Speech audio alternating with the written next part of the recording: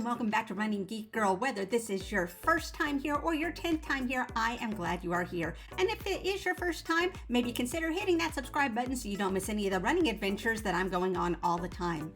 Now, I know with the beginning of the year, a lot of people are looking to make a change, and I know a lot of you may be coming to running or walking as a form of fitness for the first time ever, or maybe you have been out for a while and you're wanting to restart. So, first of all, I do have a great playlist that can help you. I'll have a link up here and down in the description called New Runner 101, where I answer some of the most frequently asked questions by new and returning runners. So maybe you'll find some answers there if you're looking for more information. But for today, I thought I would share with you 5 things that I wish I knew when I first started running, in the hopes that maybe they can help you out as well. Make sure to give this video a thumbs up if any of these help you out, but for now, let's jump into it. Number 1, slow down. Just because you are running does not mean that you are going for an all-out sprint every time that you run. You should be taking your runs at most in a conversational pace, which means that if you are not able to speak while you are running, you are going too fast. So maybe bring it down to a walk, get your breath under control, and then try to ease back into an easy jog. Keep things nice and slow. Just because you are running does not mean that you are full out sprinting like Usain Bolt everywhere that you go. If you have a natural talent for doing that, more power to you. I am not one of those people that can do that, and most people when they first start out are not able to do that. Keep things slow and easy. If you think you're going too fast, you probably are. Number 2, consistency. This is a big deal. You can't really go out for a walk or a run one day, then take an entire week off, and then go out for another run or walk and expect to see any type of results. You need to find yourself some sort of a pattern, some sort of consistent time when you are going to go out and walk or run.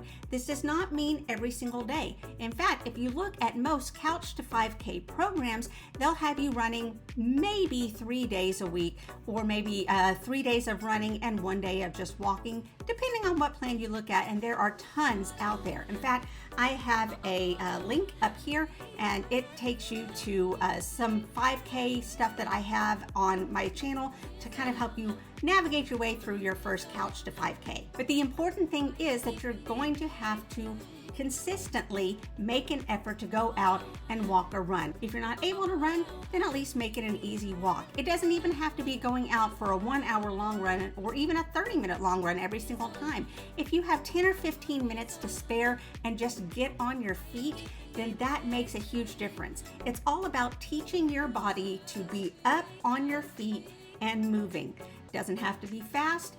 You just have to make some sort of forward motion and keep it consistent.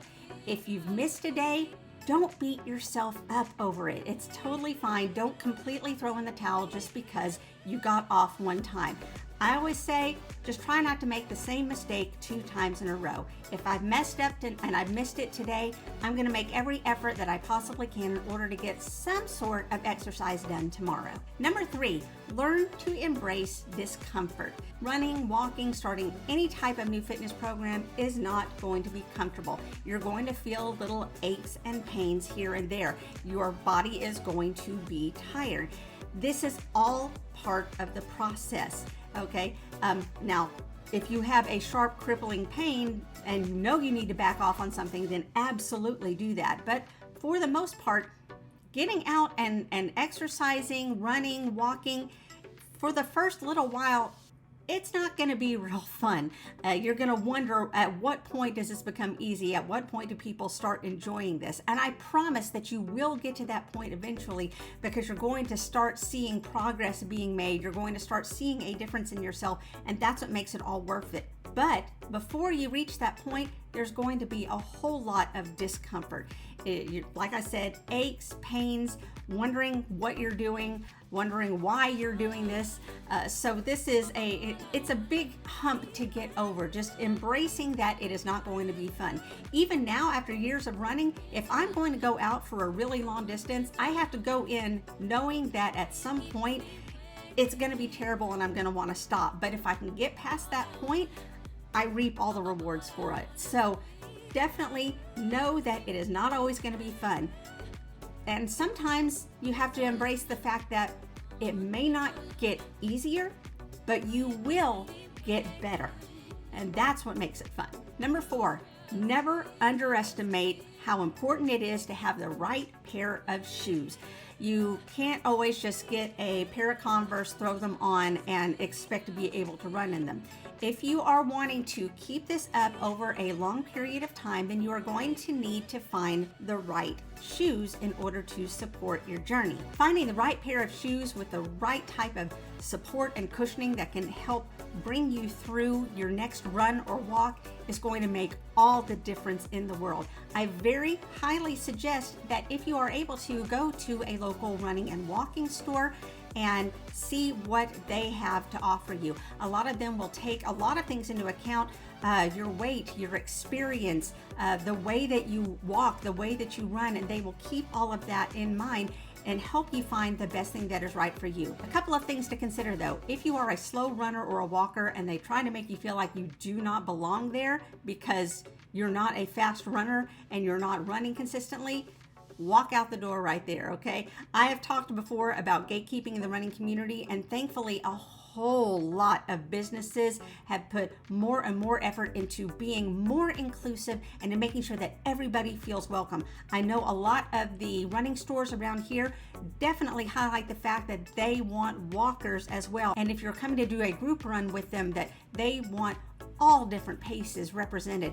So there's a whole huge push that if you are a walker or if you are a slow runner, there is a place for you. And any place that doesn't make you feel that, you need to walk away from. Another thing that you need to consider is that if you come into a running store and they know that you are a beginner, but they are trying to sell you a $200 pair of shoes with all the bells and whistles and carbon plates, you probably need to walk away from that as well, because you do not need all the bells and whistles as a beginner. Look for a running store that cares more about you as a runner or walker more than they care about making a sale. But it still goes without saying that the right pair of shoes will make a huge difference. So definitely look into that as soon as you can. And finally, number 5, all the small things will add up. So there's a lot of just little things that you may not think make a difference, but they do. And so something as simple as hydrating more often is going to change things. Something as simple as making sure that you take time for recovery makes a huge difference. Something as simple as just noticing that maybe you did this little segment of your run a little bit faster.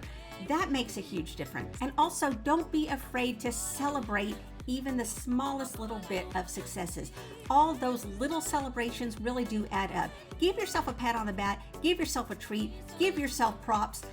Even if it seems like just a silly goal, like every time I finish a gallon of water over the course of a day, I add a new sticker to my water bottle. It's just a silly little thing, but it means a lot to me. So don't be afraid to celebrate all of those little things, because it really does add up. And a lot of times those small celebrations are the things that you need in order to keep you going. So there you go. Those are 5 things that I wish I knew as a new runner, and I want to put those out there in the hopes that they will help you as well. Did you find any of this fun, helpful, useful? Why don't you let me know down in the comments below. This is your second reminder that if you have not subscribed to the channel, make sure that you hit that subscribe button. It doesn't cost you a thing, and it keeps you up to date on all of the fun that we have here in the Geek Den. You can also follow me on social media. All the links are down in the description. You can find me across all platforms under the name Running Geek Girl. Thanks so much for being here today. I'm so glad you could join me. Remember to laugh hard, run fast, and be kind. See you later.